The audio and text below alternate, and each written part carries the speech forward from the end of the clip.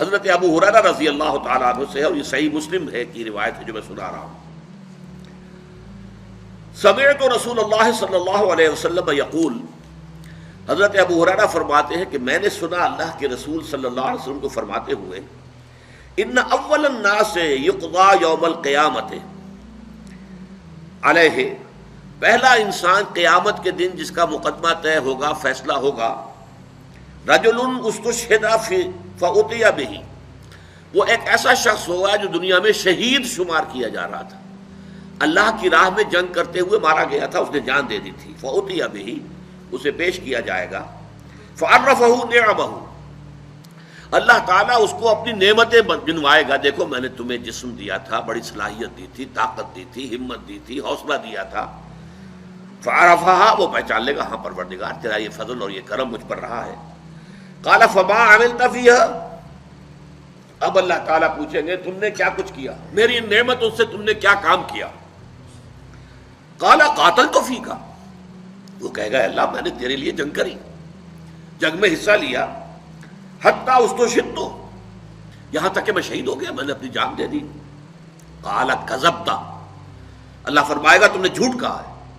ولکنک قاتلت لأن یقال جریء، تم نے جنگ کی تھی اس لیے کہ کہا جائے کہ بڑا جری ہے، بڑا بہادر ہے، کیا کہنے ہیں اس کے، شاہ سوار ہے.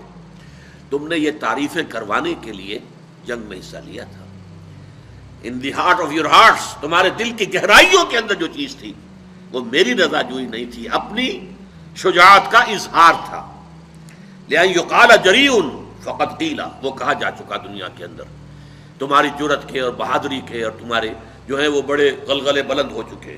فقط قیل ثم امر به، پھر اللہ تعالیٰ کی طرف سے فرشتوں کو حکم دیا جائے گا. فصحب علی وجہہ، پھر اسے منہ کے بل گھسیٹتے ہوئے حتی القی فی النار، جہنم میں جھونک دیا جائے گا.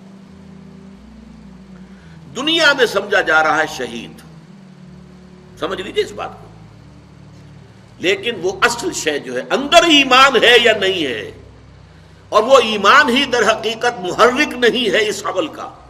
کوئی اور شے ہے، شہرت طلب ہے، کسی اور طریقے، کوئی مال کی طلب کے اندر جنگ کرتا ہے، کوئی حمیت کی وجہ سے. فرض کیجئے کہ حضور نے کوئی مہم بھیجی ہے ایک ایسے قبیلے کے خلاف جس سے آپ کی پرانی دشمنی چلی آ رہی ہے، اب آپ بڑے زور شور سے چل رہے ہیں کہ اب ہمیں اپنے پرانے جو ہے وہ بدلے لینے کا موقع ملے گا.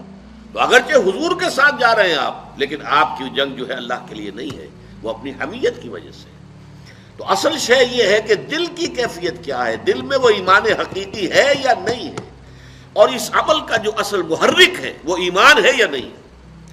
سنیے اس کے بعد، وَرَجُلٌ، ایک دوسرا آدمی ہوگا، تعلم العلم، اس نے بڑا علم حاصل کیا، وعلمہ، اور خوب سکھایا، خوب علم کو پھیلایا، وقرأ القرآن، اور وہ قرآن مجید پڑھتا تھا، قاری تھا قرآن کا. فأتي به، اسے بھی پیش کیا جائے گا. فعرفہ نعمہ، اللہ تعالیٰ اس کو بھی اپنی نعمتیں جتلائے گا، میں نے تم پر یہ احسانات کیے تھے.